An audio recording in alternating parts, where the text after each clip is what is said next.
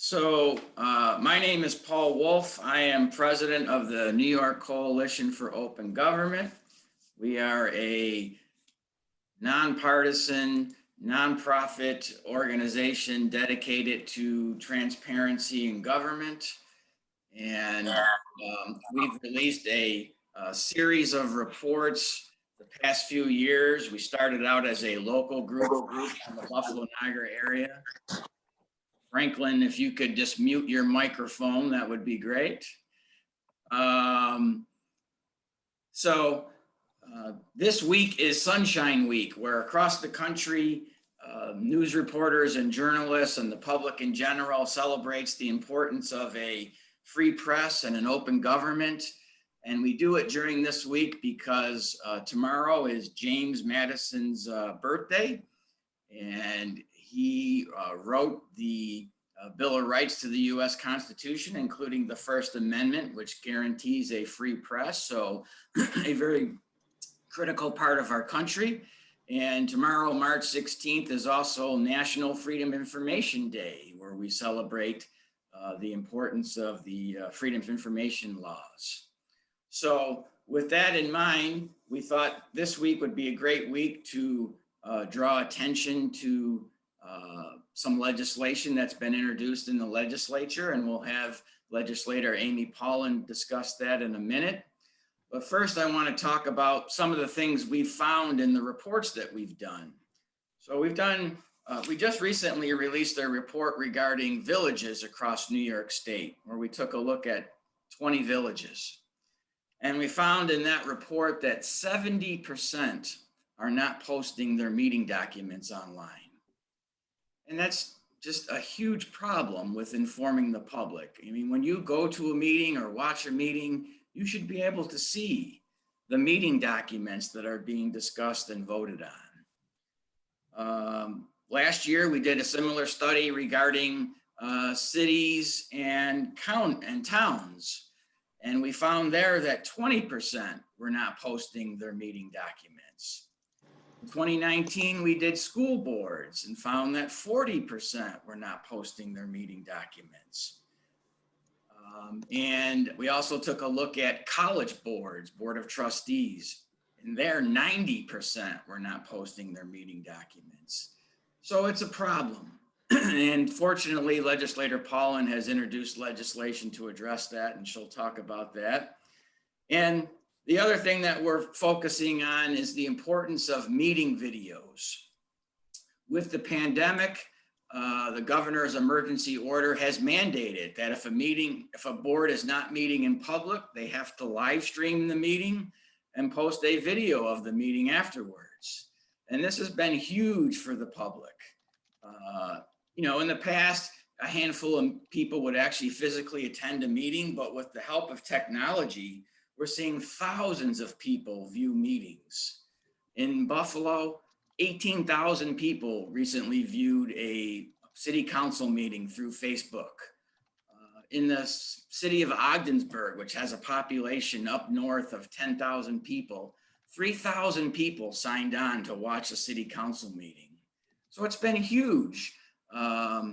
There's always been this argument that, people aren't very interested in what's happening in local government. But I think the numbers of people watching these meetings proves that's just not the case.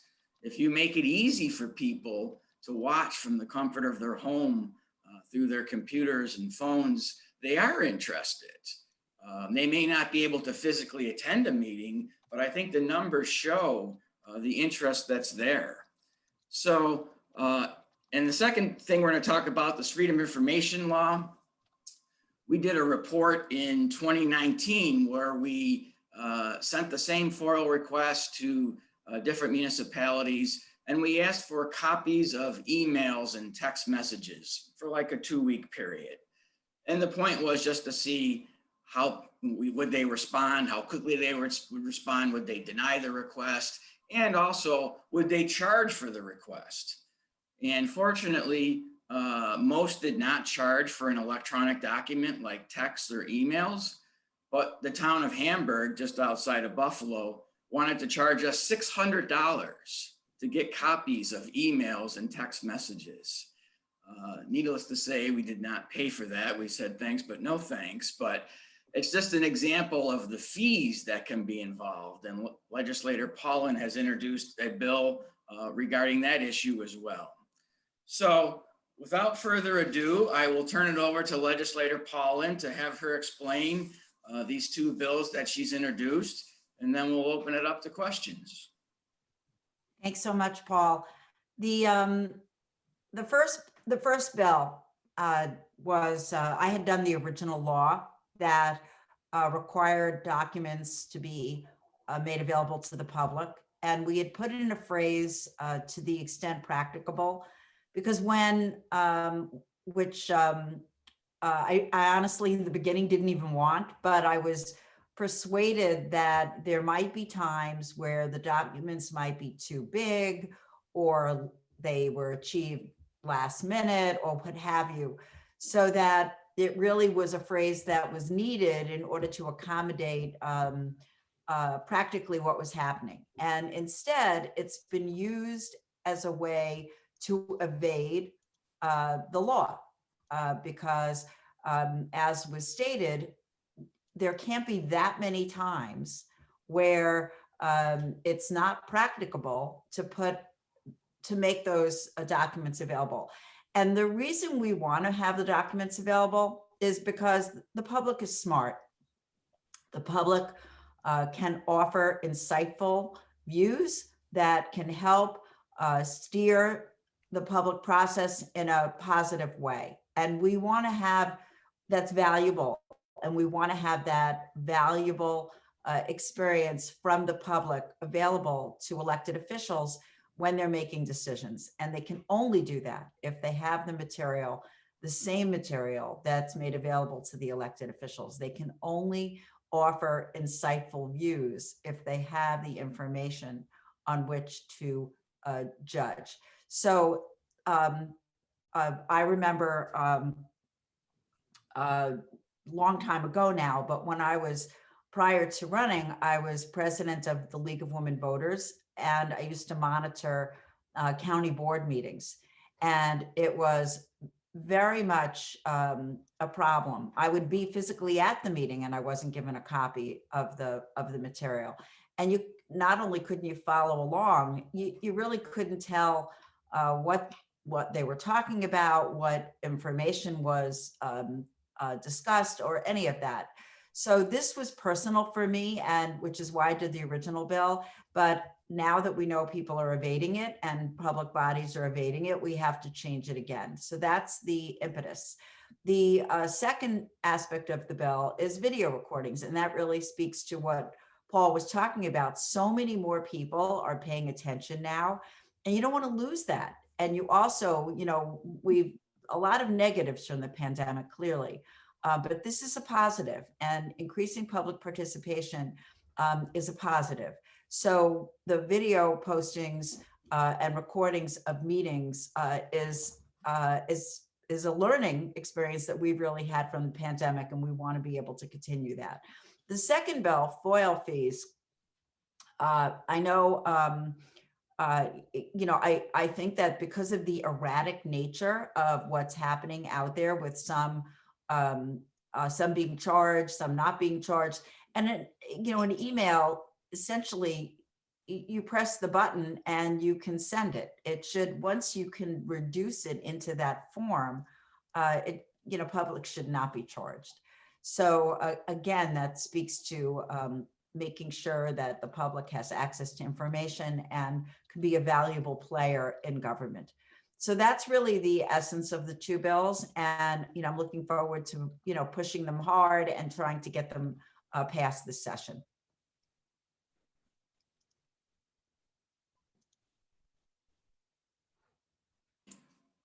Okay, so anybody have any questions for Legislator Paulin? If so, there's not too many of us. Hopefully we can unmute ourselves one at a time. I just had a quick question. How long is this duration before this bill gets passed or denied? Is there like a timeline, or does it go after the budget, or how does that work? We're not doing much legislation right now. We're doing some. most legislation, especially new bills like these, will be after the budget. So that's when I would hope to, move them. Thank you. Anyone else? Good morning, Paul. All right, go ahead, Brian. Yeah, good morning. First, I want to say thank you to the legislator for moving this bill or bills ahead. It's overdue, and I think that you're talking about the more accessibility to government. I say workers or elected officials is well needed. I recently went to a meeting where I couldn't even get the contact information for my town board members. So the more information out there for the constituents and taxpayers, the better, is my opinion on that. Thank you. Anyone else? Sonia. You got to unmute yourself, Sonia. Assemblywoman Poland, thank you for coming on. I would like to, first of all, thank you for the two bills. To the extent practicable, that's a no-brainer. You know, it's amazing it took this long, but you have put it on paper, and thank you for that. When I was going over the FOIL last week, I was reminded how we're still antiquated. I can't repeat. There's several of the items where information is not available to the public. And I'd like to see us come up to the 2021 era. And in reviewing that, I have been reminded in Massachusetts, if a person has a complaint with respect to open meetings law, freedom of information law, they make the complaint to, is it the inspector general or the attorney general? And that person then files a lawsuit. Let's get the claim that is being made. Let's go forward to it. I would like to see, and I know it's a big jump, but we are way behind. We need to come up to 2021. As Bob Freeman used to say, hey, this is the new millennium. We've got technology, everything. Let's get with it. I agree with him. That was in the late 80s, early 90s. He was saying this to me. I would like to see we have the law like Massachusetts has it when somebody alleges a complaint, makes a complaint, that the individual doesn't have to take a lawsuit to have their government follow the law, but the municipality attorney files the lawsuit regarding the complaint made. Bottom line, an individual should not have to file a lawsuit themselves. First of all, it's thousands of dollars. Most people don't have that kind of an income to afford an attorney to follow up. And even if they follow up, a lot of times they drag on, they try to make you bankrupt, what have you. I would like to see. Sonia, let me just address your point for a second and then turn it over to Legislator Paulin. But you raise a great point. I mean, one of the complaints regarding the open meetings law and the FOIL law is that there's really a lack of penalties or a lack of enforcement. And it is different in other states. As you mentioned, in Massachusetts, a citizen can file a complaint with the attorney general there. The attorney general will investigate it. And the attorney general has the ability to fine municipal bodies or elected officials for failure to comply with the law. Whereas in New York, there is no entity that has enforcement power. I haven't seen any enforcement actions by the attorney general. The New York State Committee on Open Government can issue advisory opinions. Our organization can issue reports where we try to embarrass government officials to make change. But you're right, there is no enforcement mechanism other than an individual spending thousands of dollars on attorney fees, which is not practicable, if you want to use the word there. But not that I can think of. hopefully we can build some momentum with passage of these bills, and maybe that's something we can strive towards. I don't know if Legislator Paulin wants to address that. No, I hadn't really I didn't know about this, so I'm happy to know about it. We can look into it. Okay, any other questions? Don't be shy. We I have got, a question, Paul. This is Jody Beal. yes. Nice to see you. Hi, I also have a student journalist on the line. So I run the journalism program at UB. And we, as you know, Paul, regularly have issues with getting information from the university. And I was curious what steps could be taken or what information there is on universities and on getting information out from universities, including meeting laws. So, you know, UB regularly has meetings. We don't often see the meeting notes from those. Well, I mean, the open meetings law does apply to universities as well. And these two changes in the law that's being proposed would apply to them as well. And I'll have legislator Paul Yes. speak to them. I mean, especially UB is a public institution. So it's even more important that our SUNYs and CUNYs are, which are heavily funded by New York State dollars and supported by New York State, make that available. So I'm always happy to help, and I think these bills will do that. Mm-hmm. And again, the same thing with FOIA. Of course, we have our students, and you know, the student who's on the line could attest to this. We increasingly are being forced to FOIA for all information, like to get the athletic budget, which should be a regular document that is readily available. We've been told we have to FOIA for it. Even that, it gets delayed. It takes months for us to receive something simple like that. Budgets for all sorts of departments or anything. It's really very difficult to get information. Well, what about when the budget's voted on? They would have to have that document available. Right. So again, we haven't been included in any of those meetings. We've never been able to see any of the notes, even just documentation from those meetings. So these are all big problems. And again, you know, I deal with student journalists, and many of them are cycle in, cycle out. And I think that quite often universities just assume that students will lose interest and bank on that and hope they'll just graduate and disappear or go off to summer and stop thinking about this issue, as opposed to a professional journalist who would be perhaps willing and be paid to spend months, you know, digging for documents. Yeah, that's unfortunate. It's really unfortunate because, well, hopefully some of those students become legislators one day and pass a lot of these open meeting laws, but which is what I was. But that's very disappointing to hear about UB. Any other questions? Steve? Yes. What? Let me hear from Steve first. You got to unmute yourself. You're still muted, Steve. Yeah. Right. Would this apply to the various authorities, the Thruway Authority, the Power Authority? Yes. Good. Thank you. All right. I think Kate has a question.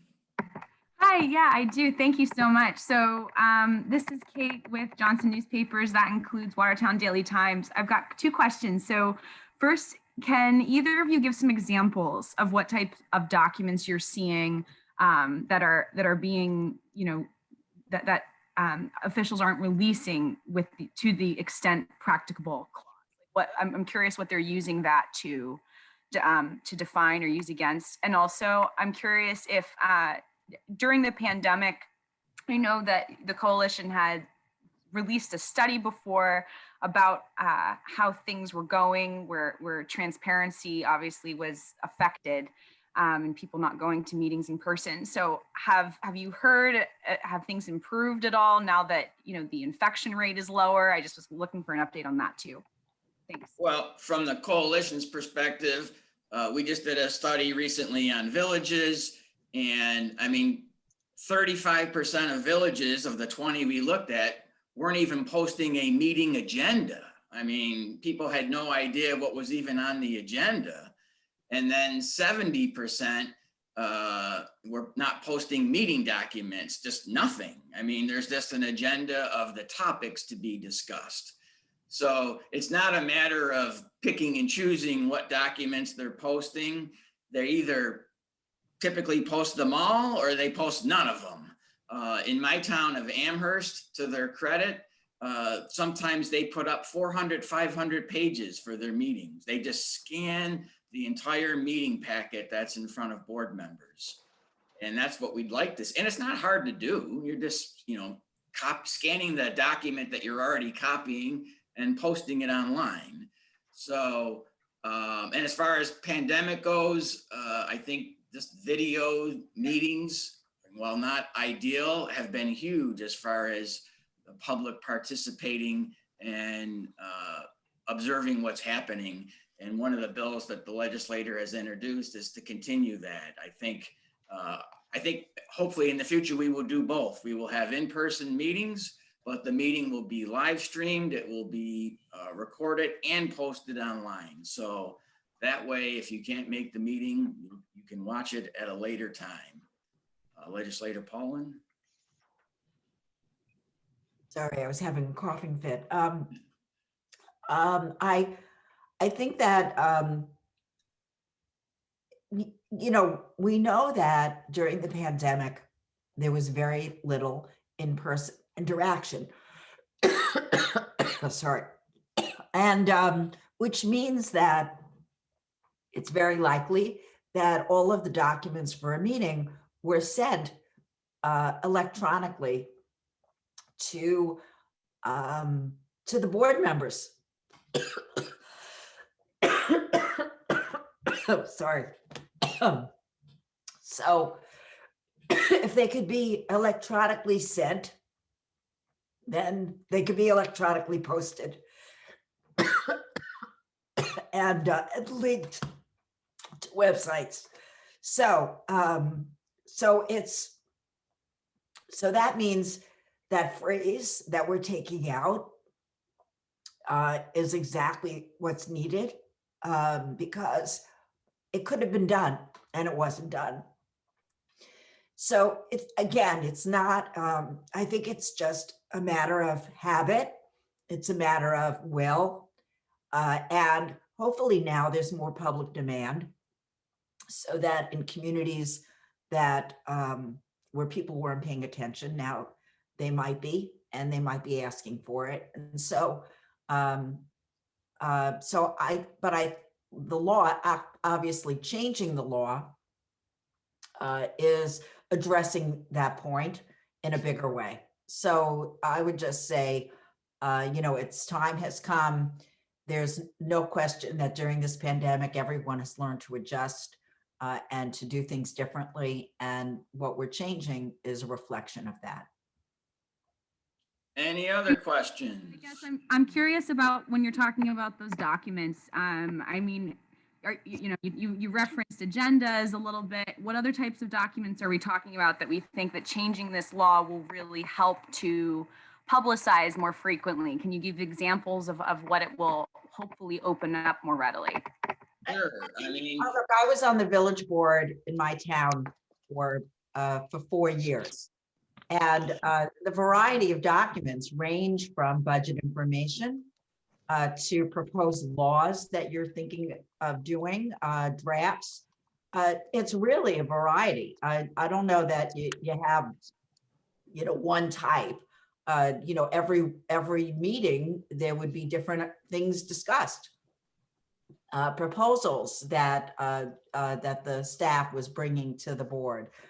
So it is it's public information that whatever it is would now be available. I mean, you never know what someone's going to be interested in. We moved the compost heap, we closed the compost heap, we did all kinds of things. We opened a childcare center. We paid for all kinds of new sidewalks. They had costs.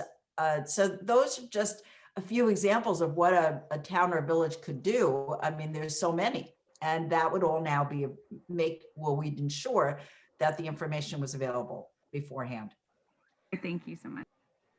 Any other questions? I do, Paul. Oh, go ahead, Janet. I am unmuted. Yeah, go ahead. It's in dealing with about posting posting the documents, but and the videos. But sometimes it's a lot easier to follow minutes if the various minutes of meetings are posted. Is there? I know that There's already a requirement in the law that minutes need to be available, you know, so it's not that the minutes are not available. This is now in addition to the minutes.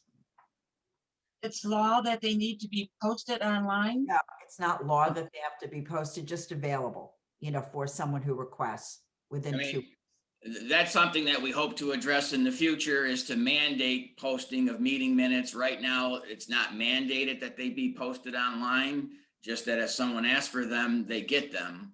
But most places are posting them, even though they're not mandated. But that's something we hope to address in the future. Something we've talked about. Thank you. Maria, did you have another question? Yes. Legislator Paulin, first of all, I applaud you for what you're doing. Thank you very much. The question that I have is about invasion of privacy issues. I live in the town of Tonawanda, and I did a FOIL, and after back and forth, they finally gave me a list, which is usually useless, because they said, because of the invasion of privacy, they're going to redact all these names. Well, if you have a list without names, that has to do with some pumps and revenues, money that they keep and how they're going to use it. If you're going to take people's names off, that kind of takes away from what you're trying to, you know, the information that you're trying to get. So can they use invasion of privacy for public records? If records are public, like if they list your house and my house and how many rooms and how much our taxes are, those are public records. And everybody's records that are in the town are public. So how can they say this is an invasion of privacy? Well, I don't know. it's a judgment call. You know, under the law, they can, not release information that would be an invasion of privacy. So that's really a case by case basis. You always have the right to appeal anything that they redact. Can you ask them? Can you ask them what the rationale for their privacy is, or is that? Well, they're just going to tell you, we think it's an invasion of privacy. You're probably not going to get more than that. Okay, thank you. Any other questions from the news media? I actually have 2 quick questions, Paul and Assemblywoman. First is there any time frame on, you say that they have to make the minutes available within how much time? Is there a time frame on that, like a limit on that, as there is sometimes on the FOIA requests? Yes. And then my second question is for the Assemblywoman. I'm interested in how you got interested in this, how you decided to take this issue on. So as I described, you know, I was watching meetings almost as a profession prior to running. I had been the local League of Women Voters president, and as such, I went to village board and school board meetings, part of my responsibility. Thanks, Maureen. And then I was the county league president and went to all of the county meetings as part of my responsibility. And so and monitoring them was not just going, monitoring them was paying attention to what was happening and reacting to it. So participating in a positive way meant getting information, and very much like a journalist. So so that's where it came from. I also served on the village board, and I served in a village that very much had enormous public participation and valued public participation. And as trustees, we use that information to make decisions. So a very smart community. And so having come from that background, you know, I understood the importance of providing information, not just from the perspective of being an advocate, but also the perspective of being an elected official. So valuing it like I did made me interested in promoting these kinds of initiatives, because I understood that it had a value to government. As far as the minutes, I believe, I don't have the law in front of me, but I believe that it's within 1 or 2 weeks. I would have to get back to you. I just don't remember. Well, the minutes have to be available within 2 weeks of a meeting, but you would typically file a FOIL request, so it's the same process. You know, they Right. acknowledge your request, and the So you time. do have to file a FOIL request to get the minute meetings? Well, you You're have not to. supposed to. You're not supposed to. The law is pretty clear. I would say if they're making you, if they're requiring a FOIL request, that would be very problematic. Would you say that's the same for like a budget from a university or from a state entity? No, I don't know. I mean, it seems to me that if it's being discussed at a meeting, then it should be available to the public. To the extent practicable will help in that regard, because maybe they're arguing it's too big a document to scan, it's too enormous. That would be an argument, but if we take out to the extent practicable and they're discussing it at a meeting, they would, going forward, if this passes, they would have to provide it. Mhm. And I'm sorry, just one more last question and then I'll stop. But I love that you've been so interested in this over time.